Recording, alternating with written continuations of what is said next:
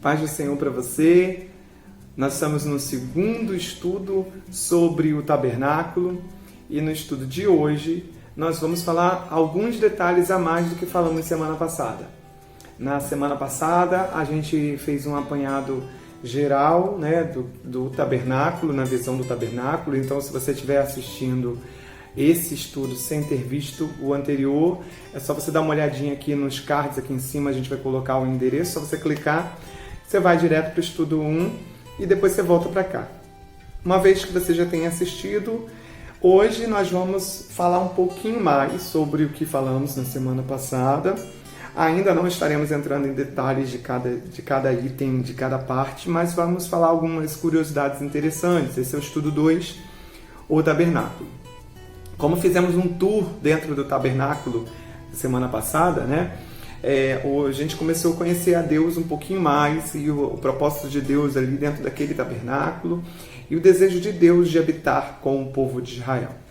Lá em Êxodo 25, capítulo 25, versículo 8 e 9, a gente vai ver o momento em que Deus então dá a Moisés essa ordenança de construir esse tabernáculo. Lá no hebraico, onde Deus está falando com Moisés para construir esse tabernáculo, está escrito em hebraico ali a palavra Mishkan. O Mishkan significa literalmente moradia, ou lugar de habitação, congregação. É moradia mesmo, e não tenda. Essa tenda da congregação, que era conhecida pelos israelitas, era o lugar de adoração enquanto eles estavam viajando no deserto.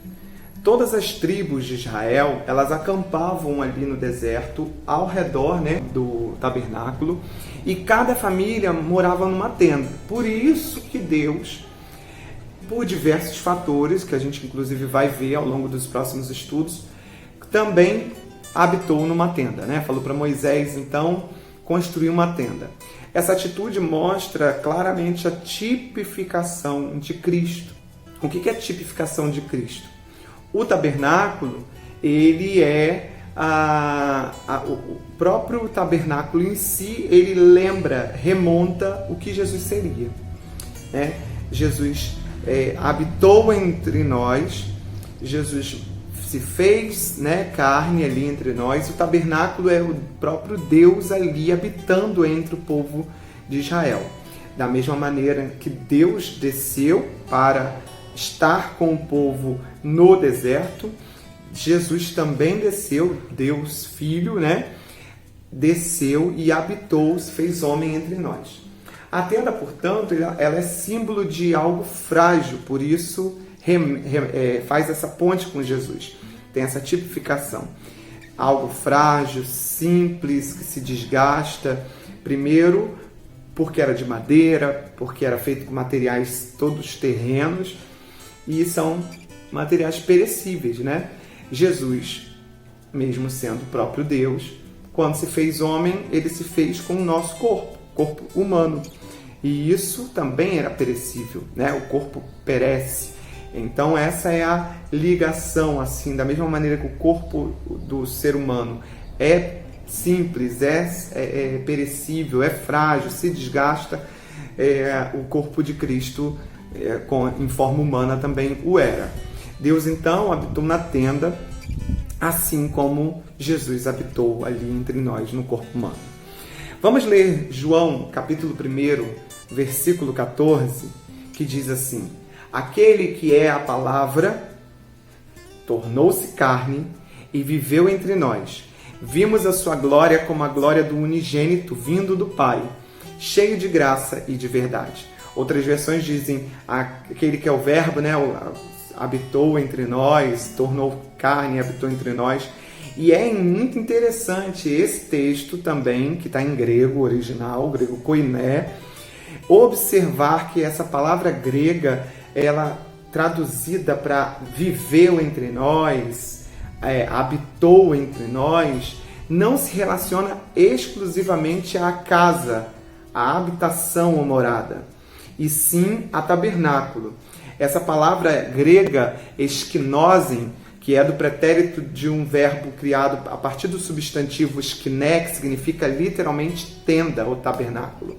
Assim, então, a gente tem claramente uma tradução para não aquele que a palavra tornou-se carne e viveu entre nós ou habitou entre nós. Assim, aquele que é a palavra, João estava dizendo que se tornou carne e tabernaculou entre nós. Então é a referência clara de Jesus sendo tabernáculo agora, da mesma maneira que o próprio Jesus foi o tabernáculo ali no deserto, né? Na pessoa de Deus, na pessoa do Pai, do Filho e do Espírito Santo, também lá no Antigo Testamento. É uma referência de Cristo no Antigo Testamento. Em Êxodo 29, no capítulo 29, versículo 42 até o 46, o Senhor, ele disse para Moisés que seria no tabernáculo, né, nessa tenda da congregação, que ele iria descer e iria falar com Moisés, falar com os sacerdotes, falar com o povo, e que também aquele lugar se chamaria santuário, que ali ele passaria a habitar entre o povo judeu no deserto, né, os hebreus. E essa tenda de testemunho, também chamada assim, né, porque ali estava guardado o testemunho, a lei, né, que está lá em Êxodo 38, 21, Números 1, 50, Números 9, 15 e Números 17, versículo 8. Mais tarde, esse tabernáculo passou a ser conhecido como a casa do Senhor, Deuteronômio 23, 18 e Josué 6, 24. Deus, ele ordenou a Moisés que construísse o tabernáculo para que o povo tivesse um lugar de referência para adorar, né, para sentir segurança junto com Deus ali, andando com eles, estando com eles no meio do deserto. Êxodo 25, 8. Dê uma lida só. Esse local, então, chamado de tabernáculo, ele era montado e desmontado. Era uma tenda itinerante, da mesma maneira que todas as outras famílias ao redor do tabernáculo moravam em tendas e montavam e desmontavam. Também a tenda do Senhor, o tabernáculo, ele era montado e desmontado e levado então junto com o povo por todo o trajeto do deserto. Já imaginou todo lugar em que você vai, Deus estar com você?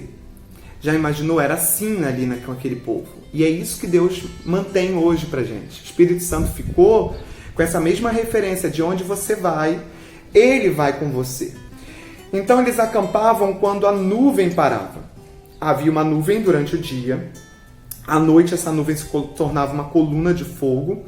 E quando essa nuvem ela se levantava e se movia, ela se levantava de cima do tabernáculo e se movia, o povo ia entendendo que naquela hora era a hora de pegar, desmontar suas coisas, e os levitas, que era a tribo responsável pelo tabernáculo, iria lá e desmontaria também o tabernáculo. Então ele era carregado pelos levitas. Vamos ler Números do capítulo 9, lá no capítulo 9, do versículo 15 ao versículo 23. No dia em que a habitação foi levantada, a nuvem a cobriu. Desde o pôr do sol até o alvorecer, ela permaneceu sobre a habitação. Era assim o tempo todo, a nuvem sobre a habitação. Durante a noite, ela parecia fogo. Quando a nuvem se erguia acima da tenda, o povo de Israel levantava acampamento. Quando a nuvem descia, o povo montava acampamento. O povo de Israel partia segundo as ordens do Eterno e acampava segundo suas ordens. Enquanto a nuvem estivesse sobre a habitação, eles ficavam acampados.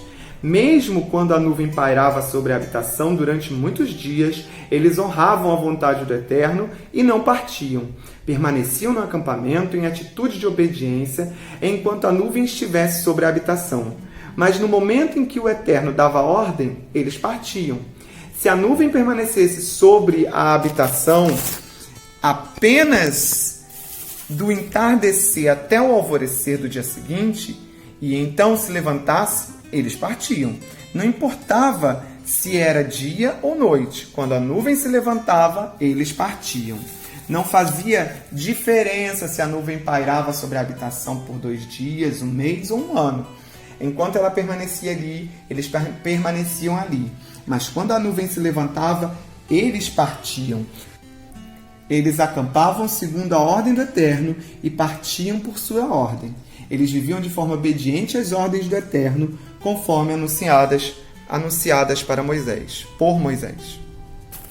Portanto, era assim que funcionava, né? O tabernáculo ele se moveria somente quando Deus levantasse, então, ali a nuvem, ou à noite a coluna de fogo se levantasse, se movesse, a nuvem se moveria junto. É por isso que a gente tem louvores que dizem que se a tua presença não for, eu não vou, eu quero me mover quando a tua nuvem se mover, e as nossas orações conforme esses textos, porque Moisés faz essa mesma oração dizendo, se o Senhor não for, eu não quero ir, né? Então o pátio era o espaço ao redor na tenda, cercado, tinha uma cerca, né? Dentro do pátio nós vemos a pia. Logo de início, na verdade, quando você entra, você vê o altar de sacrifício. Antes, um pouquinho de entrar dentro do tabernáculo ali na tenda, você vê a pia, né, o lavatório. Ali logo na entrada no altar de sacrifício, a gente vai ver com detalhes semana que vem o que se fazia o altar, como que se fazia. Né? A gente vai ver uma série, na Bíblia, uma série de sacrifícios são descritos para que se alguém precisasse fazer. No átrio, esse espaço do pátio chamado de átrio, todo mundo podia entrar. Havia uma outra regra, exceção, né? Mas todos que quisessem estar ali para levar um sacrifício poderia chegar até o átrio. Só dentro da tenda, só o sacerdote podia entrar. Então, fica para casa aí o capítulo 27 de Êxodo, do versículo 1 até o versículo 21, para que você possa ler. Semana que vem a gente então vai falar com detalhes sobre o altar, o lavatório e o pátio em si, e o estudo vai avançando, tá bom? Deus te abençoe e te guarde, resplandeça o rosto dele sobre você, que é uma bênção de Arão, né? E que está ali logo na hora da consagração do tabernáculo, e resplandeça o rosto, levante o rosto sobre você e te dê shalom, te dê paz. Amanhã, se você estiver assistindo na quarta, quinta-feira, nós temos a nossa sala de oração de 7 às 7h30. Até lá.